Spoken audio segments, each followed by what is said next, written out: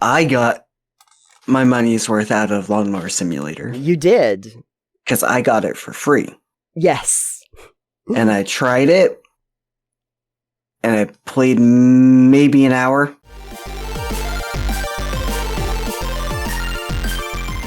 So, Alex, since I was talking to you about Coral Island, I wanted to say Coral Valley because I intertwine Stardew Valley and Coral Island so much in my head at this point. I was mentioning that whole quantity versus quality debate, and I thought we might want to talk a little bit more about that. I keep trying to figure out if there's an actual calculation here about what kind of dollars I should be spending, not just on the hours that a game invests me, but of the quality of the game that I'm playing. Have you thought about that before when you're playing something? Sort of, not in the sense of like actually thinking about it mathematically, but I've definitely thought about the time investment versus the money spent before. There is always a calculation that I think we do in our heads. Okay, it's going to be $60 for this. Am I going to get $60 worth of content out of it? Right. And so there was that conversation, I think we talked about it at some point earlier in the year, about Dying Light 2 and how they were talking about how it's a 500-hour long game. Right. And trying to break that down about what they mean by that. And the big takeaway a lot of people had is, I don't know if we really want a game that's touting it being 500 hours long. That feels like almost too much of an investment, and that you're just going to be going around doing meaningless busy work for the majority of that time. Like right, and how you can get away with it in games like an MMO. Yeah. But you don't generally say there's 500 hours worth of content in an MMO. You just kind of leave that very vague and just keep adding content because they're live service games. Right. The live service aspect, too, ends up being a big part of it. But, like, I can't tell you, like, that there are games that necessarily... When it comes to time frame, I think that there is a concerted effort for game companies to try and produce something that is long to the point where they can say it's X number of hours. And so that way they can say, hey, I'm going to justify the price tag on this thing by telling you there's so many hours involved, when a lot of it is just kind of useless.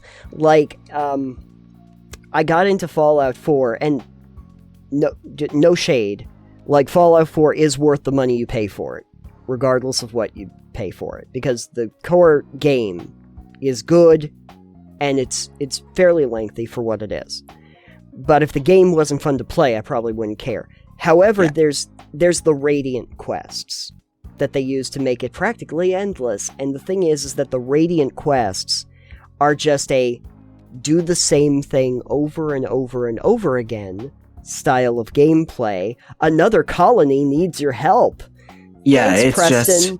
Just, oh, X place needs this Y thing done. Yes, exactly. You go to X to achieve Y and get Z. That's basically it. They use it to pad out when they run out of actual stuff to say with their game, and that becomes a problem. It's not like, to put it in comparison for Fallout terms, a New Vegas, where even the side quest stuff feels like it's meaningful to the storyline, that it's been fleshed out with characters that have development and a storyline that integrates into the landscape for world building. There's very few quests that are just like a, hey, kill 50 of these things and then call it good. And I think this comes into landscape too. Like when we talk about how big a world is, No Man's Sky, for instance, it's like there's 5 quadrillion planets to explore, and therefore it's endless. You never reach your limit. And it's like, yes, but what they had a problem with when it first released was that there wasn't really much to do in that endless universe, and it took a long time for them to actually populate it with content to the point that it's at now, where it's like really good and enjoyable. They kind of were hedging their bets on the fact that the game world was just large. Right. And if it's large enough, then people are going to want to play it. So and that's, I don't really feel like that's true. I feel like I've slept through games that want to tell you that they're long and worth their time, but they're really just there to make me fall asleep. Oh, Lawnmower Simulator. I did. I famously lasted about 10 minutes in Lawnmower Simulator on that first one, and I fell asleep, and I woke up, and the lawnmower was just still running there in place on the first one that the first lawn, and I was like, well, I guess it's time to put this away. I'm sure there's a very rich game in here somewhere, but I'm not going to play it. I got my money's worth out of Lawnmower Simulator. You did? Because I got it for free. Yes. And I tried it, and I played maybe an hour. Yeah. And then I uninstalled it because it was hot garbage. Yeah, it's a boring game. Oh, it's not even that it's boring, it's just bad. Oh, yeah, controlling your lawnmower just by itself is like, it's like tank controls. Like, I don't really know. If you would like a better lawn mowing experience, Farming Sim 2022. Yeah, there's lawn mowing involved in that. There's a lot. There's a lot of lawn you can mow. You certainly can. Yeah, I feel like there's this point where they say, like, hey, look, it's 16 times the size, but they don't add 16 times the content. Mm. And sometimes when they do, it's not really meaningful content. It's not, like, curated content in the way that you want. It's, like, artificially generated content. Right. And there's definitely a space where, like, MMOs, open world, and live service games can get away with saying, yeah, we have this large world. You know, either charging a subscription fee in games like World of Warcraft or Final Fantasy Online, where it's like, yeah, we are charging you this fee, but we're also updating our content continuously, and it's live service, and you're playing with hundreds, if not more, other people at a time. Even if you play solo, it's like, I don't mind paying that cost because I know that they're going to continue adding and updating content continuously. Right. Whereas a game, perhaps like Coral Island, for instance, where we were just talking about that, there's a finite amount of content in there. Right. You can go through multiple seasons like you can in a lot of those games. But, you know, your landscape is certainly limited, and your days are limited in terms of what you can do. A lot of those have that problem. I think that there's a general idea that it's like $1 to an hour as like a good value to your investment. Like, if I pay $60 and it's a $60. That's not even minimum wage.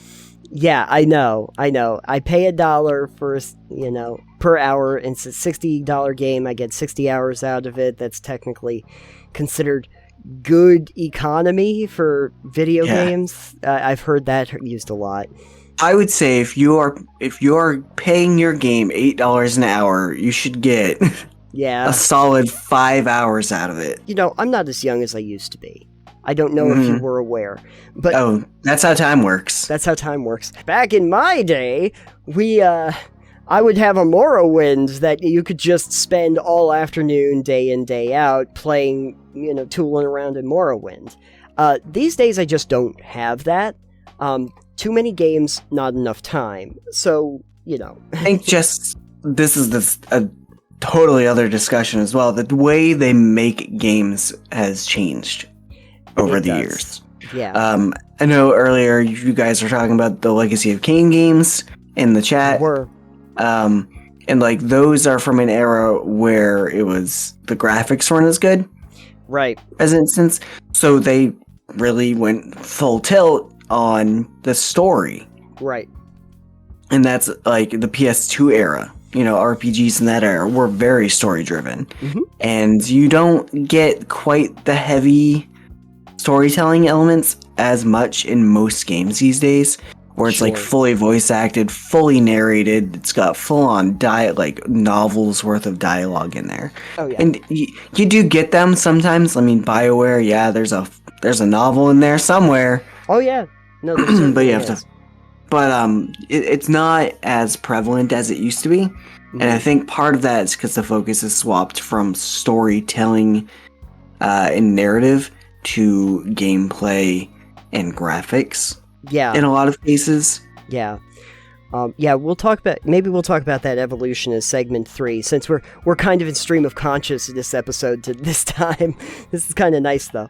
When I look back on it though, I appreciate a game like What Remains of Edith Finch, which is really a 3-hour long game. Like to do literally everything, to get the achievements and everything, is a 3-hour long game. But I appreciate how they built that narrative, that storytelling, and always kept you engaged the entire time with these interesting stories of the Finch family as you're navigating this house and going through the last days of each one of your members of the family to a really interesting, satisfying, and emotionally resonant conclusion that I would prefer to a lot of games that were like jillions of hours, 50 billion guns. It's like, okay, but I get in there and I don't want to play the game. I don't want to enjoy the game. You haven't made it engaging. You've just said, oh, it's a big sandbox. I've played big sandboxes that were nice, but there are a lot that just kind of like rely on the fact that, well, it's big and long. And it's like, maybe that's not the best way I could have put that, but big and long is not exactly the look. It's not just the size of your game, it's how you use it. That's what I'm trying to get at here. It's how you use it. Right. Well, if we went into the games that I've played the most and have the most hours into, Yes. like via Steam, it would be Elite Dangerous. Yep. And then Warhammer 40k Inquisitor Martyr. Yeah. And then after that is also, I think, Warhammer 40k Dawn of War 2 Retribution, probably. Okay. You know, so it's 2 Warhammer games because I really love the lore in that universe. One of them's a Diablo-style ARPG where, yes, you complete the campaign, but there's always more to do, and then they do the seasonal thing now, so you can make a character for a season, level them up, and you get the rewards for that, which is always Sure. fun to a point. You play it for a while, and you're like, all right, I'm done with this. Yeah. Yeah. On that end, they're making a new class for that game as well. That's going to be coming out, so you know I'll want to check that out. Certainly. Elite Dangerous, you know, I think it's I looked a little bit ago while we were talking. It's a £40 title, so it's probably actually about $50. Oh, sorry, it's £50, so it's probably about the same US because they don't usually convert those prices. Right. And then they have the one expansion, but you know there is as much as you want to do in there. That universe is huge. I play that when I feel like flying around in space and either blowing stuff up or taking cool screenshots and pictures of planets and exploration stuff. There are games that I play for different reasons.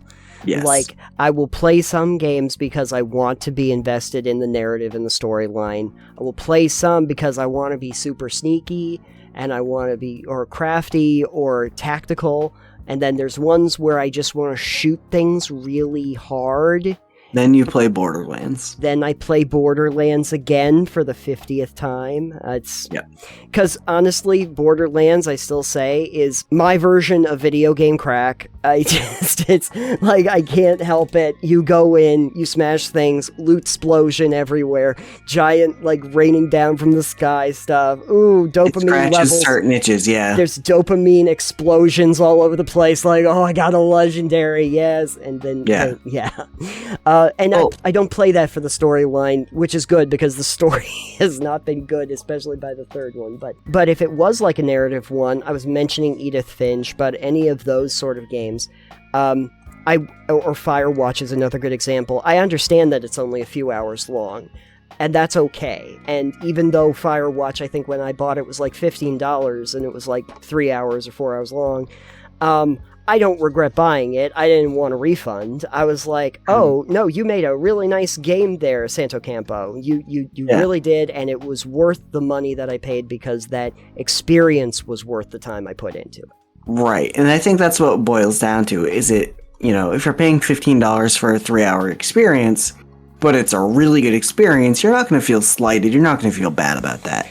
If you're paying $60 for a 40-hour slog, you might not feel as good about that. It's like, okay, I just did this grueling campaign. It was slow paced. I didn't enjoy the first half at all. I know for you, it's probably like Final Fantasy, you'd think, I would assume. Yes. Yeah.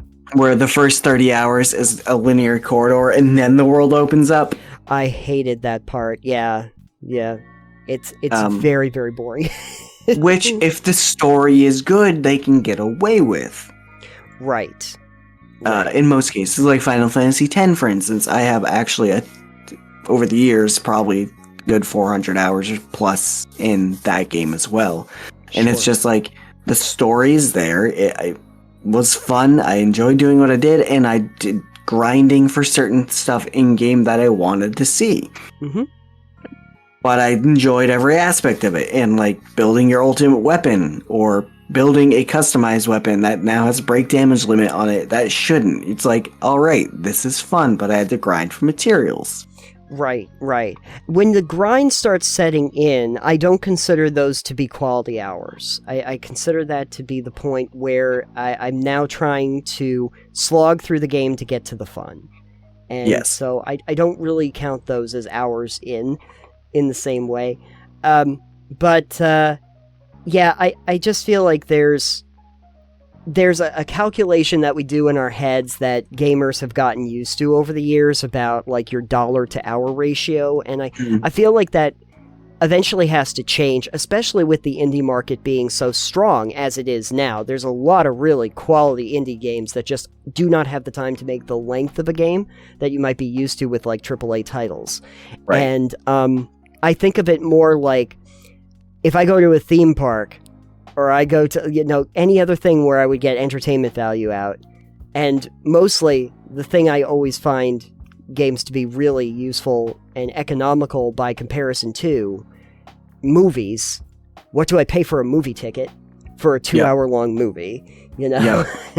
I'm going to be paying some serious cash. I have to pay admission to, It's a Small World after all. If I go to Disney World, I'm going to be paying, I don't even know what the ticket prices are at Disney World now, but it's not cheap.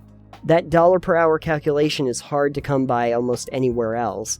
And I would totally understand if it was just a really solid 30-hour or a 20-hour experience. I remember when Outer Worlds came out. And, out of the gate, Outer Worlds was probably going to be quite a banger of a game. It's an Obsidian-based RPG in space. Yes. I would like to say I just Googled it for you. In the standard theme park ticket, a 1 to 10 day ticket? What? Okay, I don't know why it's a 1 to 10 day ticket. Okay. But I think it says a 1 day ticket, ages 10 plus, $109 for Disney. Yeah, and that's not even including what you're going to pay when you get in. So yeah, that's not including everything else combined. Yeah, that's it gives you access to all the rides. I don't think you have to pay for those, but no, but you need to get a fast pass if you actually want to get onto them in the time frame. Yeah, so consider going to Disney for $110. Yeah, exactly. And the fact you could buy 2 AAA priced games. Yes. Yeah. So you either get a half a day of fun at Disney or 2 games that you could spend probably a good 80 hours in. Right. Yeah, but like I was mentioning, so Outer Worlds was a great game when it came out, and it was an Obsidian one, and they were I think they were taking a little bit of a shot at Bethesda by that point. Shots across the bow. Yeah, we can. Which is great because they're both owned by the same company now. Yeah, they are. So everyone's like, "Oh, does that mean we get New Vegas too?" I don't think that's quite how that works. But when Outer Worlds came out, there were criticisms made that it wasn't as long as epic RPGs of its type because they were trying to compare it against Bethesda's 100 200-hour-long epics, and Outer Worlds was like 30 to 40 hours long. But I think that that's kind of undercutting what the game was, because the game was worth the money for those hours that you put in and let you go to many different worlds. It didn't have fully fleshed out planets that you explored. You went to the specific areas of those planets where the story was. You went through those areas. And yeah, I mean, could they have put a bunch of bullshit in where you could have just wandered around a desolate planet like maybe they're going to be doing with Starfield? We'll find out. But that you could have just done that and it would have expanded. Yeah, you probably would have gotten more hours out of it, but you wouldn't have enjoyed it. You did get something out of the experience that they put in the 30-hour game that they gave you, and got a quality product for it. So I'd like gamers to start rethinking that in terms of not just the hours in, but of the experience you get from the game itself. And that the experience is worth something outside of how long it is. Right. Yeah. So that's our take on it, though. Quality versus quantity. How does everybody else feel about it? Feel free to get in touch with us over on our Discord channel if you'd like to discuss it a little bit more. How do you calculate the value of a game if it's a good value? I'd be interested to know.